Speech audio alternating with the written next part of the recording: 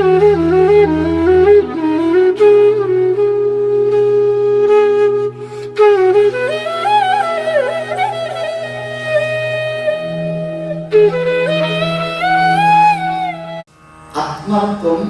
रथिनं विद्धि शरीरं रथमेव। इस शरीर होछि रथ, आत्मा होछि रथी। इंद्रियाणि हयानि आहुः। घोड़ा किए देह रूपक रथ, ए देह रूपक रथर घोड़ा होचंती इंद्रिय मान। पंच इंद्रिय पांचटी घोड़ा। अनेक समय पार्थ सारथी युद्ध क्षेत्र चित्र में चारोटी घोड़ा देखते।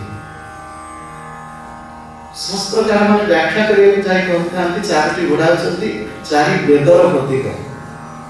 किंतु जेहेतु भगवत गीता होती उपनिषद सार, केवल सेतिकी नुह, उपनिषद मानकु सर्व उपनिषद गावः, समस्त उपनिषद मानकु गो रूप में तुलना कराई।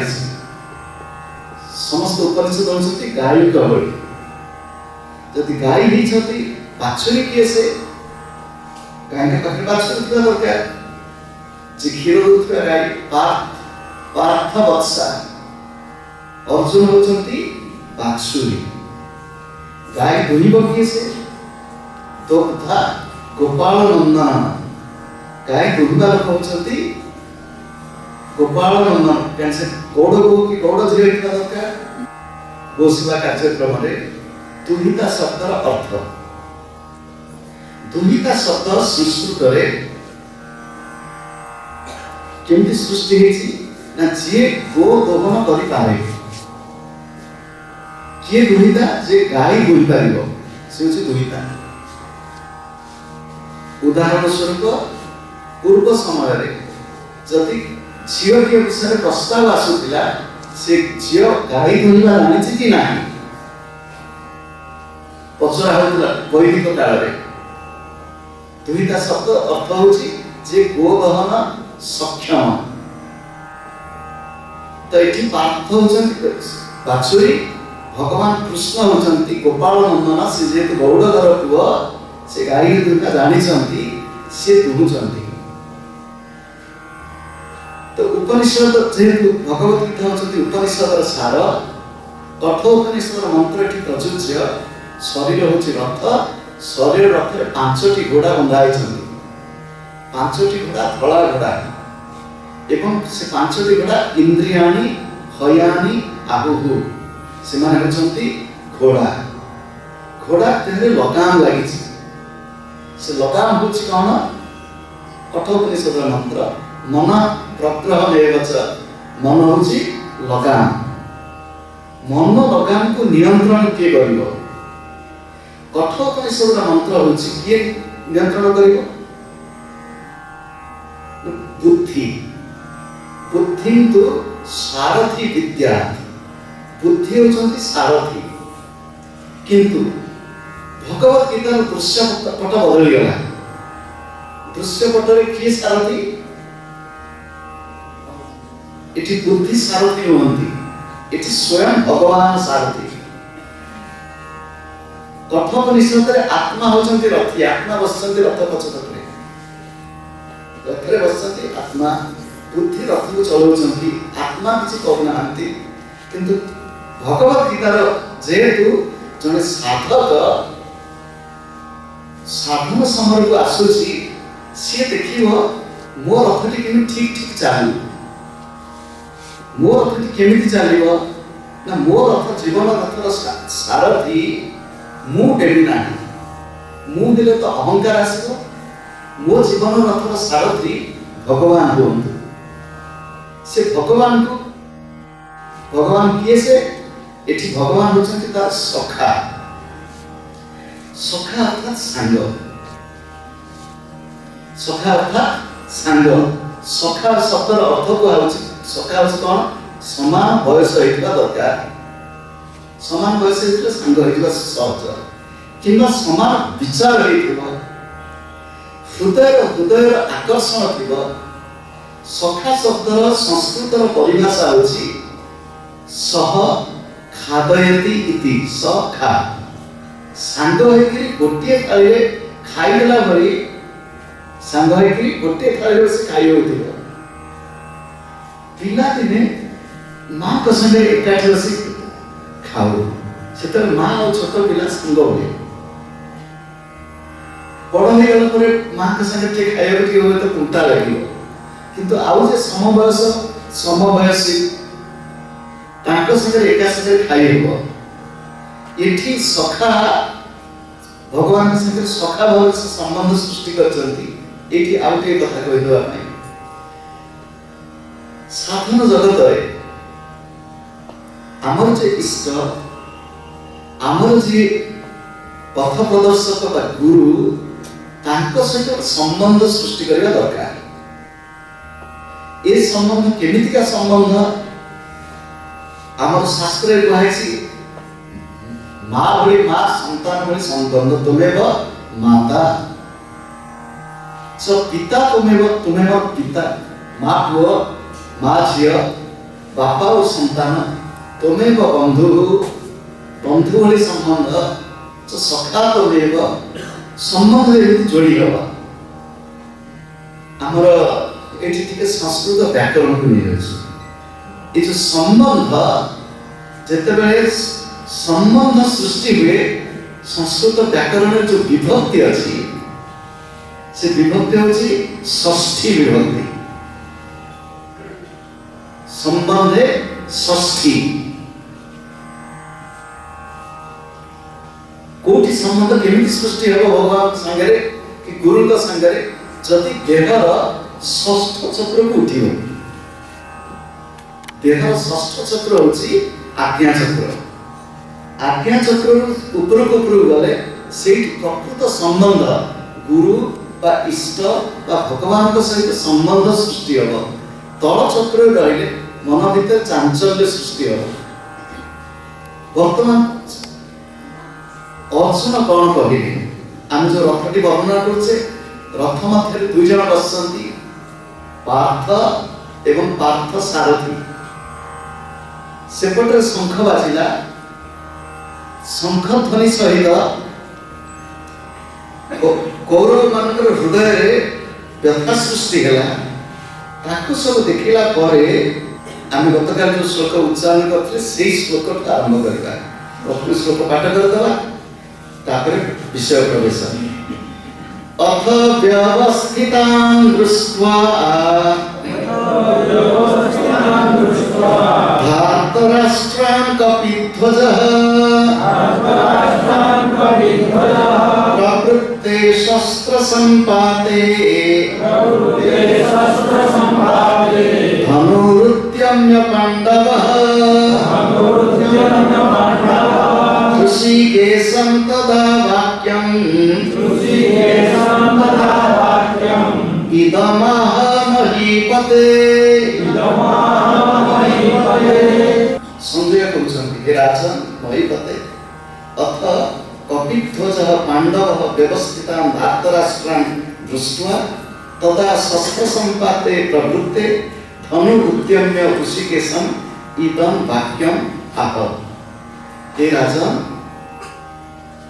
कपिध्वज अर्जुन व्यूह रचना करी युद्ध पाई प्रस्तुत रहिथिबा धृतराष्ट्रंकर संबंधी मानक देखि शस्त्र चलाइबाकु जाउथला बेले धनु उठी ऋषिकेश श्रीकृष्ण परमात्मा को यही कथा कहि।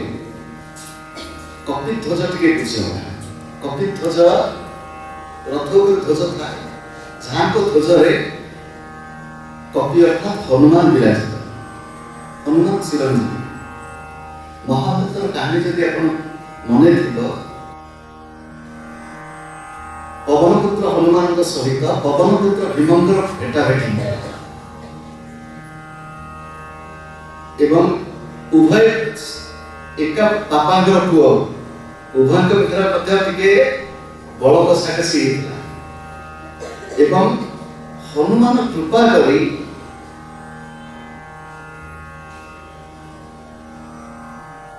पार्थ सारथी रथ रे विराजमान थे। केत कहते हनुमान ଉପରୁ ଥାଇ ମଝିରେ ମଝିରେ ଗର୍ଜନ କରି ହନୁମାନ ଖାଲି ବସି ନଥିଲେ, ମଝିରେ ମଝିରେ ଗର୍ଜନ କରୁଥିଲେ। ଆଉ ସେ କାହିଁକି ସେଇଠି ଥିଲେ କେତେ କହନ୍ତି ଯେ ହନୁମାନଙ୍କର ଇଚ୍ଛା ହେଲା ମୁଁ ତ ରାମ ରାବଣ ଯୁଦ୍ଧ ଭଲରେ ଦେଖିନଥିଲି, ଏଠି ଟିକେ ଯୁଦ୍ଧ ଦେଖିବି କେମିତି ଯୁଦ୍ଧ ହଉଛି। ସେ ଯୁଦ୍ଧ ଦେଖିବା ପାଇଁ ଗୋଟେ ରଥ ଉପରେ ବସିଥିଲେ। ଦ୍ୱିତୀୟ କଥା ହଉଛି ସେ ବସିକରି ହୁଙ୍କାର ଦଉଥିଲେ, କୌରବମାନଙ୍କର ବଳକ୍ଷୟ ହେଇଯାଉଥିଲା, ସେ ହୁଙ୍କାର ଶୁଣିଲେ। କପିଧ୍ୱଜ, କପି ଶବ୍ଦର ଅର୍ଥ କଣ? ଆମେ ସାଧାରଣତଃ କପି କହିଲେ ଆମେ କାହାଙ୍କ ଚିତ୍ର ଦେଇ ଦଉଛୁ, ବିଦେଶରେ ସବୁ ଇଂରାଜୀରେ ସବୁ କହନ୍ତି, କହିବେ ଆମ ଗଣେଶକୁ କହିବେ ଏଲିଫ୍ୟାଣ୍ଟ ଗଡ୍। ଗଣେଶ ଲେଖିବେ ଗଣେଶ ଦି ଏଲିଫ୍ୟାଣ୍ଟ ଗଡ୍, ମାନେ କଣ ଅର୍ଥ ହେଲା? ହାତୀ ଠାକୁର। ଆଉ ହନୁମାନଙ୍କୁ ଲେଖିବେ ହନୁମାନ ମଙ୍କି ଗଡ୍। ଆମକୁ ବିଦେଶରେ ବେଳେ ପଚାରନ୍ତି, କହନ୍ତି ସତରେ କଣ ଆପଣମାନେ ମାଙ୍କଡକୁ ପୂଜା କରନ୍ତି? ବିଦେଶୀ ଲୋକ। ଆମେ ତାଙ୍କୁ ଟିକେ ହସୁ। ଆମେ କହୁ ଭାରତର ସନାତନୀ ହିନ୍ଦୁମାନେ ସମସ୍ତଙ୍କ ଭିତରେ ଭଗବାନଙ୍କୁ ପୂଜା କରନ୍ତି। ମାଙ୍କଡ କାହିଁକି, ସାପ କାହିଁକି? ସବୁଠି ତ ଭଗବାନ। ଭଗବାନ ସବୁଠି ସମସ୍ତଙ୍କ ଭିତରେ। ଯୋଉ ଦେଶରେ, ଯୋଉ ସଂସ୍କୃତିରେ, ଯୋଉ ପରମ୍ପରାରେ ଭଗବାନ ସବୁଠି ଅଛନ୍ତି ବୋଲି ଆମେ ବିଶ୍ୱାସ କରୁ, ସେ ପରମ୍ପରାରେ ବିକୃତି କେମିତି ଆସିଲା?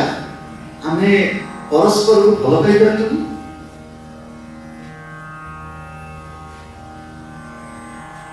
ଖାଲି ସେତିକି ନୁହଁ, ଭଗବାନ ଯଦି ସମସ୍ତଙ୍କ ଭିତରେ ଅଛନ୍ତି, ଅନ୍ୟ ପ୍ରାଣୀକୁ ହିଂସା କରିବା, ମଣିଷକୁ ତ ଭଲ ପାଇବେ, ମନୁଷ୍ୟତର ଅନ୍ୟାନ୍ୟ ପ୍ରାଣୀଙ୍କ ପ୍ରତି ଆଘାତ ଦଉଛୁ।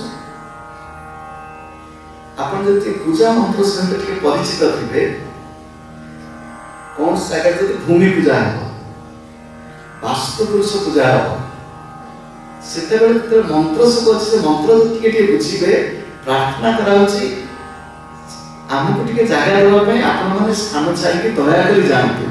ପ୍ରାର୍ଥନା। ଆପଣ ଯଦି ପାଞ୍ଜି ଖୋଲିବେ, ପାଞ୍ଜିରେ ଲେଖା ହେଇଛି କୋଉ ଦିନ ଗଛ କାଟିବେ, ଯଦି ଆବଶ୍ୟକ ଅଛି, ପୂଜା କରିକିରି କାଟିବେ, ପ୍ରାର୍ଥନା କରିକିରି କାଟିବେ, କୃତଜ୍ଞତାର ଭାବ ସହିତ ନେଇକି କାଟିବେ। ଚୋରି କରିବା ପାଇଁ ତ ନୁହଁ, ଲୋଭରେ ତ ନୁହଁ। ଭାରତବର୍ଷରେ ଏତେ ଦୁର୍ଗତି କାହିଁକି? ସୁଭାଷ ଚନ୍ଦ୍ର ବୋଷଙ୍କ ବିଷୟରେ ଗୋଟେ କଥା ଆମେ ସନ୍ଥଙ୍କ ମୁହଁରୁ ଶୁଣିଛୁ କି କୋଉଠୁ ପଢିଛୁ ସ୍ମୃତି ନାହିଁ, କିନ୍ତୁ ଏତିକି ମନେ ଅଛି, ସୁଭାଷ ବୋଷ ଯେତେବେଳେ ଭାରତରୁ ଲୁଚି ଚାଲିଗଲେ, ଇଂରେଜ ମାନେ ଗୃହବନ୍ଦୀ କରି ରଖିଥାନ୍ତି, ତାଙ୍କ ଆଖିରେ ଚକମା ଦେଖେଇ ସେମାନେ ଜଗିଥିଲା ବେଳେ ସେମାନଙ୍କ ସାଙ୍ଗରେ କରମର୍ଦ୍ଦନ କରି ଜଣେ ମୁସଲମାନ ମୌଲବୀ ରୂପରେ ସୁଭାଷ ବୋଷ ଯେତେବେଳେ ଭାରତ ଛାଡ଼ି ଯାଇଛନ୍ତି ତାଙ୍କ ଘରୁ କଲିକତାରୁ, ମୁସଲମାନ ମୌଲବୀ ରୂପରେ ସେ ବାହାରିଛନ୍ତି। ଇଂରେଜ ସୈନିକ ମାନଙ୍କୁ ତାଙ୍କର କର୍ମକର୍ତ୍ତା ମାନଙ୍କ ହାତରେ କରମର୍ଦ୍ଦନ କରିଛନ୍ତି। ସେମାନେ ଜାଣିପାରିନାହାନ୍ତି ସୁଭାଷ ବୋଷ ତାଙ୍କ ଆଖିରେ ଧୂଳି ପକେଇ ଦେଇ ହସି ହସିକି ଚାଲିଗଲେ। ଛତ୍ରପତି ଶିବାଜୀ ସିନା ଭାର ମିଠେଇ ଭାର ଭିତରେ ଲୁଚିକିରି ପଳେଇଥିଲେ, ସୁଭାଷ ବୋଷ ଖୋଲା ଦିନରେ ହସି ହସିକି ତାଙ୍କ ଆଗରେ ଯାଇଛନ୍ତି। ସେ ତ ଗଲେ କାବୁଲ ଦେଇ କେମିତି ଯାଇ ୟୁରୋପରେ ପହଞ୍ଚିଲେ। ୟୁରୋପରେ ଜଣେ, ମୁଁ ନାଁ ନଉନାହିଁ, ସେ ସମୟରେ ଜଣେ ତତ୍କାଳୀନ ସମୟରେ ଜଣେ ପ୍ରତିଷ୍ଠିତ ବ୍ୟକ୍ତି, ରାଜନୀତିଜ୍ଞ, କ୍ଷମତାଶାଳୀ, ତାଙ୍କୁ ସେ ପଚାରିଲେ, ତାଙ୍କୁ ସାହାଯ୍ୟ ପାଇଁ ଯାଇଥିଲେ, ଆପଣ ଭାରତର ସ୍ୱାଧୀନତା ପାଇଁ ସାହାଯ୍ୟ କରନ୍ତୁ। ସେ ଗୋଟେ ପ୍ରଶ୍ନ ପଚାରିଲେ, ଭାରତର ଲୋକମାନେ, ଅଧିକାଂଶ ଲୋକମାନଙ୍କ ଧର୍ମ କଣ? ଆପଣ ଯଦି ପଚାରିବେ ଆପଣ କଣ କହିବେ କହୁନାହାନ୍ତି? ସେ ପଚାରିଲେ ଭାରତର ଯୋଉ ସଂଖ୍ୟା ଗରିଷ୍ଠ ବ୍ୟକ୍ତି ସେମାନଙ୍କ ଧର୍ମ ଯାହା ବୋଲି କହିଲ, ଗୋଟିଏ ଗ୍ରନ୍ଥ କୁହ ଯାହାକୁ ଅଧିକାଂଶ ଲୋକ ଭଲ ପାଉଥିବେ, ଆପଣ କଣ କହିବେ? ସେ କହିଲେ ଗୀତା। से कहले गीतार गोटे वाक्य सार गोटे वाक्य कह सुभाष बोस कहले शरीर विनाशशील आत्मा अविनाशी गोटे वाक्य ये हूँ गीतार वाणी तुम्हें हूँ आत्मा अविनाशी आ तुम शरीर हूँ विनाशशील पुणी जन्म पुणी मृत्यु अच्छे किसी से व्यक्ति जे भारत को आसी ना से पचारे भारत लोक मान ग्रंथ विश्वास करती सुभाष को चुप हो कहले निश्चित भाव विश्वास करुवे जेहेतु अधिकांश से धर्मावलंबी निश्चित से ग्रंथ में विश्वास करुवे सी कहले भावना भारत लोक मैंने विश्वास करते जदि भारतीय लोक मैंने विश्वास करुते आत्मा होची अविनाशी आत्मार मृत्यु नहीं भारत लोक मैंने भीरु कापुरुष हेले कि शुणु जन विदेशी लोकर भारतीय चरित्र विश्लेषण जो देशर शास्त्र कहे आत्मार मृत्यु नहीं से देश लोक मैंने भीरु कापुरुष हेले केमिति जो मान शास्त्र कहूँ आत्मार मृत्यु नहीं आम समस्त अमर नयनम छिन्नन्ति शस्त्राणि नयनम दहति पावक तो से देशर लोक को आंगुली रे गणी देला भले मुठाए लोक जाके पराधन करबा केमिति से देशर स्वाधीनता पाइबार योग्यता लोकंकर नाही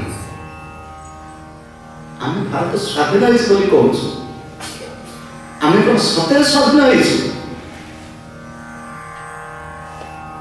खाली शासन डोरी सिना धड़ा साहेब हाथरू कला साहेब हाथ को आसीगला सेना जेमती शोषण करुथिले देखंतु सेना शोषण करके ले जाउथिले कोठी पैसा आ वर्तमान कला साहेब शोषण कर पैसा कोठी नौचन आउ से बिट साइड को जिबा नहीं स्मरण पर आसीगला जेहेतु गीतार वाणी को खाली सुनिबा कथा न ताको अभ्यास करबा कथा अभ्यास न कर सेहि पय ओडिया भागवत पद होछि परम शास्त्र भागवत अभ्यास करुथिबो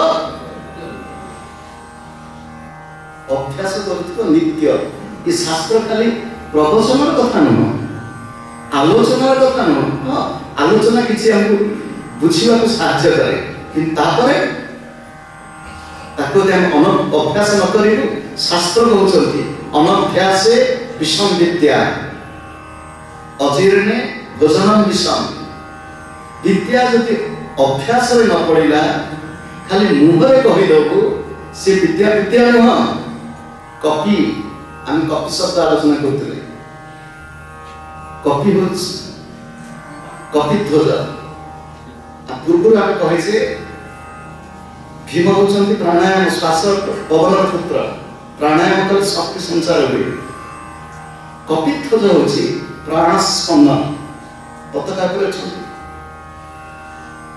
से श्लोक रे धनु उत्त्यम्य पांडव पांडव अर्जुन धनु उत्त्यम्य ये उत्त्यम्य शब्द आउ टिके मूल शब्द होची उत्त्यम मूल शब्द होची आमे जानिछु अर्जुन तो धनु ना होची कोन आमे जे धनु ना बदले देबा महापुरुषंकर वाणी होची अर्जुन जो धनु धरथिले से गांडीव धनु से धनु पुनी साधना करिक पाइथिले ताको धनु पाइछंती बर हिसाब रे किंतु बर किंबा भगवान किंबा ऐश्वर्य शक्ति आसी तांको जो धनु देले खालटर देले तांको भीतर उद्यम थिला से कोचे उद्यम रूपक धनु धनु उद्यम उत्त्यम्य आम जीवन में उद्यम नहीं उद्यम शब्द अर्थ होची तीव्र प्रचेष्टा जीवन लक्ष्य स्थल पहुंचवा आमको प्रचेष्टा करने को पड़ो उद्यमेन हि सिद्ध्यन्ति कार्याणि न मनोरथैः न हि सुप्तस्य सिंहस्य प्रविश्यन्ति मुखे मृगाः उद्यम द्वारा कार्य सिद्धि हुए केवल मनोरथ कल्पना द्वारा नुहे जदि गाड़ी रे बसी गाड़ी चालक स्थान रे बसी मुंडो पिटिबी माँ तारिणी गाड़ी चलाओ, माँ तारिणी गाड़ी चलाओ, माँ तारिणी गाड़ी चलू, माँ तारिणी गाड़ी चलू, माँ तारिणी से खाई चापड़ा पकेइबे बदमाश टोका। तो कौन किसी काम नहीं, मुंह तो गाड़ी चली ताकि गाड़ी चलिबो ना। माँ को गाड़ी सब कर देबे ना, माँ तारिणी परीक्षा पास कर दियो। उद्यम न रहिले हबो केमिति? धनु उद्यम्य पांडव, उद्यम रूपक धनु। आम भीतर उद्यम कहीं, उन्मादना कहीं, आम भीतर वीर्य कहीं, आम हीन वीर्य हो जाऊँ, आम भीतर उद्यम नहीं। मत आणिकी आम पाटे भर्ती कर खाई दे, ये हम ना। जीवन जीवन संग्राम में जदि आम सफलता चाहूँ, साधन समय जदि आम सिद्धि चाहूँ, संसार क्षेत्र में जेकोसी लक्ष्य जदि आम पहुँचवा चाहूँ, धनु उद्यम्य उद्यम रूपक धनु किंबा धनुकुठा। ऋषिकेशं तदा वाक्यम इदम आह महीपते। से कहले यही वाक्य को से कहले तापर कौन कहले परवर्ती श्लोक को सुधा। अर्जुन उवाच सेनयोर उभयोर मध्ये रथं स्थापयामेच्युत।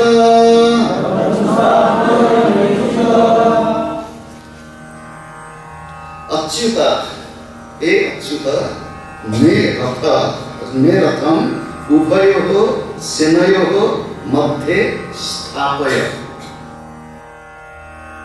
हे अच्युत कहले मो रथ, कहले कौन?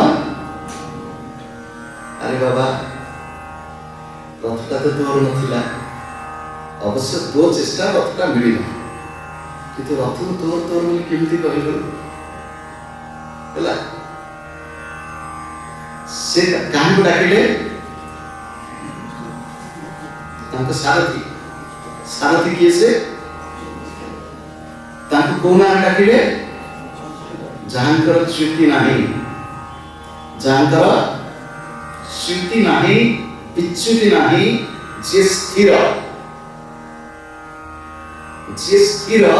जहांकर च्युति विच्युति नाही। अर्थात से अर्जुन बुझी जाइछंती जे मोर जे सारथी इथे आउटी पुलिस रेजवा कठोपनिषद रे बुद्धि होचंती सारथी, इठी होचंती मोर गुरु बा मोर इष्ट होचंती सारथी। ता भीतर समर्पण बोध अछि, तुमे मो जीवन अर्थ को ठीक बाटे चले लियो। इठी सारथी होचंती कृष्ण, से होचंती अच्युत। अच्युत को से कहउचंती सेना एवं उभय मध्य, अर्थात उभय सेना का मध्य स्थल मत रख। सी जदि कहि थाते मोर रथटा को नै कोठ रख, पांडव मान सामना लेके रख। उदाहरण स्वरूप एक युद्ध होछि, आपण माने होचंती गोटे पक्ष रे, पछपटे अछंती आ गोटे पक्ष। उदाहरण स्वरूप से कहते हैं रथटा को सामना ले रखिदे देखिदेबी